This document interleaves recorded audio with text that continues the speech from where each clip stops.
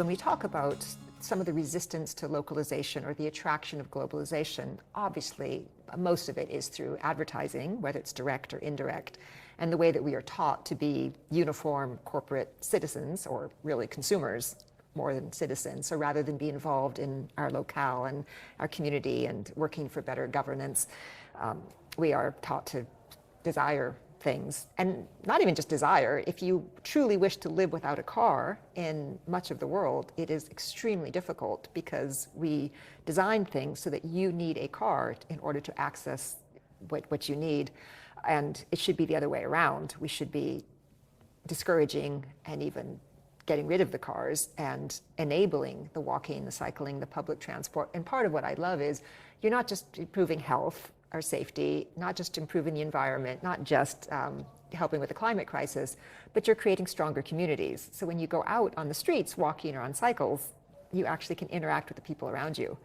And any problem you want to solve, that whole idea of resilience, how do you solve it if you don't know your neighbors and don't have a connection to your own community? So I'm lucky where I live in Dhaka. It's extremely low motorized neighborhood. Most people are out on foot or on bicycles or in cycle rickshaws, and there's all this interaction. People know each other. There's all these vendors selling either just goods on their head or in front of them on the street, or selling from bicycle carts. And it's just it's a thriving neighborhood with a thriving local economy, all tiny, tiny businesses. So I get to see what that is, what that looks like. I'm on the way to the US, which will be the opposite. But if you can keep the cars, motorcycles out of the neighborhood and enable that kind of thriving, kids actually walking to school, people outdoors, interacting with each other, that's the environment where people can come together and solve the other problems. Car companies, it's a car or truck, bus, whatever, motorcycles, motorized vehicle companies, fuel companies, and road building companies have huge influence on our governments. And as a result, rather than have these local communities where people can access things nearby, and local shops, and kids walking or cycling to the local school, and people being able to walk or cycle to work or ride a tram, we have to have everything sprawled and centralized. And the idea that you always build more roads, it's always better. If you run out of space, just build elevated roads. And we land up spending billions and billions of dollars on roads to promote cars. Cars are obviously extremely expensive to buy, but you are forced to be a functional member of society. And then, of course, driving the cars, building the cars, driving the cars fuels the climate crisis in crazy numbers, in terms of 1.3 million people dying each year in road crashes. Cars, obviously a huge contributor to air pollution, which kills another 7 million people a year, but also the destruction of local communities. And I was happy to see the focus on corporations here, and anti-corporate activity, because if we don't identify the corporations as the problem, we will never achieve the localization. And we can't just talk about the food corporations, we also have to talk about the corporations that are contributing to the way we destroy our cities through our misguided transport investments. When I describe a car-free city, I did a TEDx talk on this. If you imagine it, and you can kind of close your eyes, and I like to say walk through the different senses. So what would you see, hear, smell, feel, and instead of what we normally get? And it's actually a challenge when I ask students, what would you smell in a car-free community, car-free city? And what would be a good smell? And they have trouble imagining a good smell in a city. That's how far detached we are from what we should have from the local.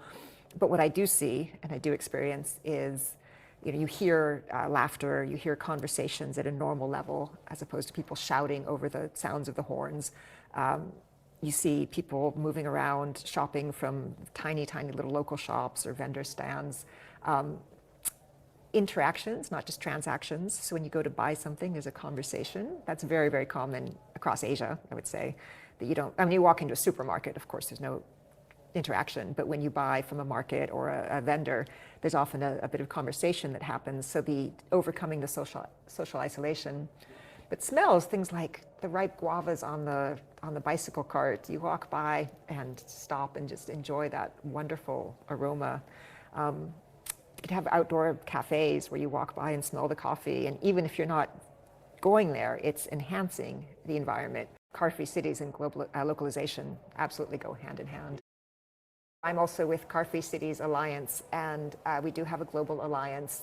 And when we say car-free cities, people can see it in different ways. I would love to see a city with essentially no motorized vehicles other than public transport, trams and trains.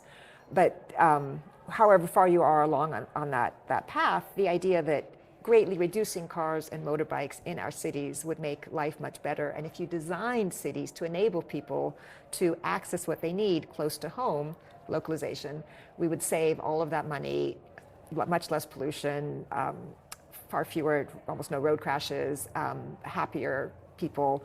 All of that could happen if we reduced the cars and actually designed a city that can be a local city. So if people are interested, please visit the Car-Free Alliance, carfreealliance.org website and join our movement. We have one NGO I co-founded literally 25 years ago, which is an advocacy organization where we work with government to draft, pass, and implement better laws on health and the environment. And although it's been challenging, I have seen the power of movement building because we have managed to get some really good policies enacted and implemented. Just one brief example, we got people from around the country to lobby for a separate ministry of rail, because most of the investment was going into roads and highways, and expensive, a lot of environmental problems, takes up a ton of space that otherwise could be farms, and it's much more dangerous. So we wanted more attention to trains as a method of when it's needed for long distance travel. And we got a national movement, and quite quickly, I was surprised how quickly it happened, we actually got the Ministry of Railways. So that was one big success. We've done lots of other campaigns like that. And the other NGO I co-founded 10 years ago is the Institute. The first one is Work for a Better Bangladesh. The second one is Institute of Wellbeing, which basically was to counter these economyths, the ideas about economics, this whole thing about GDP and growth and destruction is good, we can fix everything after we get wealthy enough, and work with young people, mostly university students, to understand these myths about economics, show them a better way, and encourage them to maintain their idealism and find a practical expression. So a lot about teaching activism. But yeah, it's been all about movement building, countering the common paradigms, getting people to see things differently. And it's been fascinating when we, for instance, teach about car-free cities, and the first reaction is, what? Are you guys crazy? No one's going to give up their car. And then after even a couple days, they really start to come around and say, yeah, I no longer want a car. I can see how beautiful it would be to have this car-free city. I want kids playing outdoors. I want kids walking and cycling to school. I want to be outside enjoying myself, not constantly under threat of being killed by a car. Well, the biggest barrier to all this positive change is the transnational corporations and their influence on government. And I worked for many years on tobacco control, where it was a global movement that shared ideas that we could then implement in our own countries to get our governments to stop listening to the tobacco industry and instead protect public health. It is possible to reduce corporate power if we come together.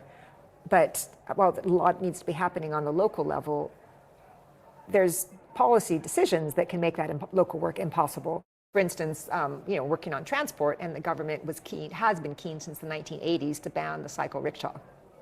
So it's a great method of transportation. It's obviously environmentally friendly, no fuel, creates hundreds of thousands of jobs, door-to-door transport, all these benefits. But if you can move easily without a car, why would you buy a car? So of course, there are groups, including the World Bank, that wanted to see them banned to force people to take out loans and buy a car or a motorbike.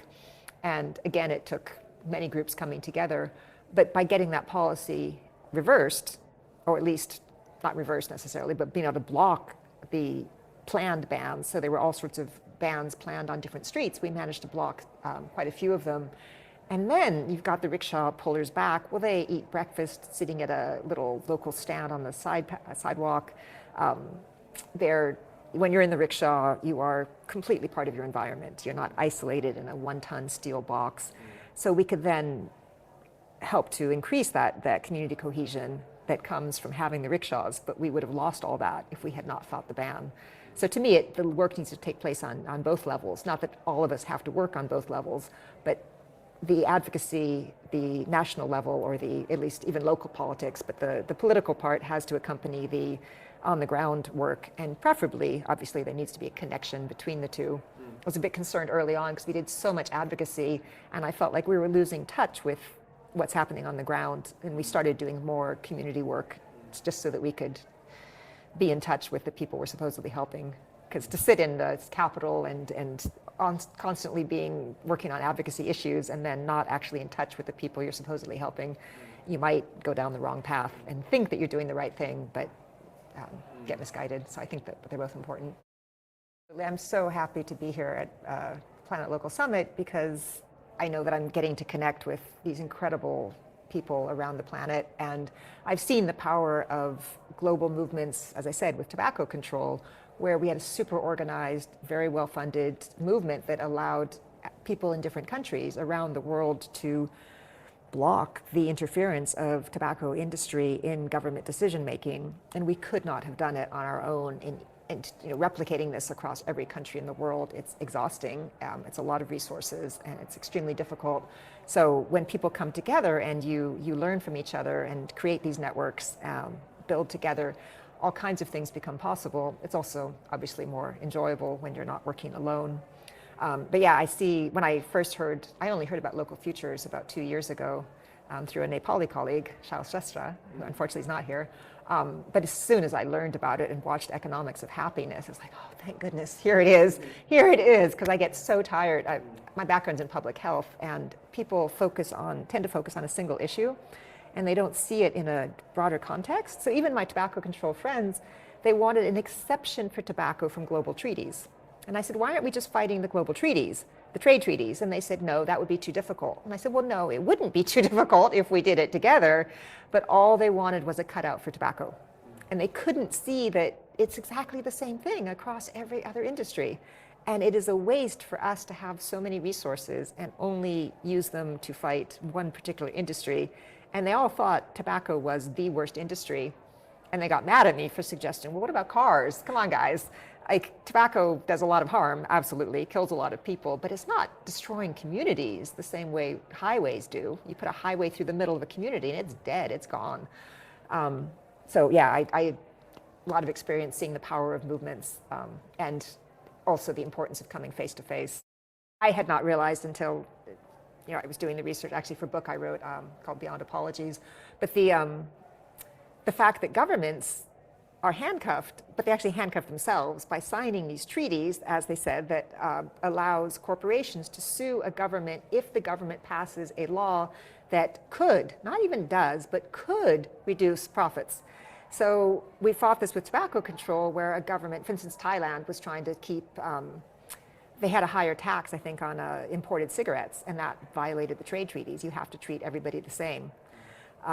So trying to get the generic packaging, that was actually a court battle in Australia where they wanted to do generic packaging, and of course the tobacco company said, you're going to reduce our profits, and that is illegal under the trade treaties. Worst of all, what court does it go to? It's a corporate court, right? It's not just a regular court of law. So the idea that you are, as a government, whose obligation should be to protect the health and the environment of your country and your people, are signing away your right to do so.